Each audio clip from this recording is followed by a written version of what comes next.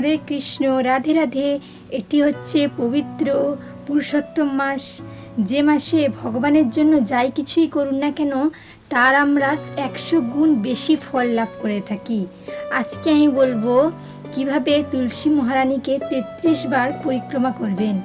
অবশ্যই সকালবেলা ঘুম থেকে উঠে স্নান করে পবিত্র মনে তুলসী দেবীর সামনে ধূপ ধুনা এবং প্রদীপ অর্পণ করুন, পূজা করুন, জল দিন, তারপরেই কিন্তু এই পরিক্রমাটি শুরু করবেন।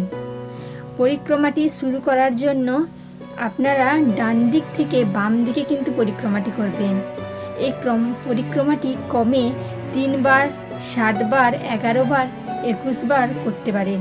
কিন্তু পুরুষোত্তম মাসে যেহেতু 33 সংখ্যাটাকে বেশি গুরুত্ব দেওয়া হয়েছে, সেই কারণে এই পুরুষোত্তম মাসে 33 বার তুলসী দেবীকে পরিক্রমা করলে তার একটি আলাদা বা 100 গুণ ফল পাওয়া যেতে পারে।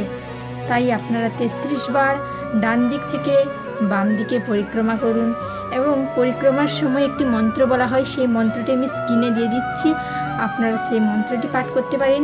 কিন্তু যারা মন্ত্র পাঠ করতে পারবেন না তারা ভক্তি সহকারে আপনারা পরিক্রমা করুন, দেখবেন অবশ্যই আপনার ফল লাভ করবেন। হরে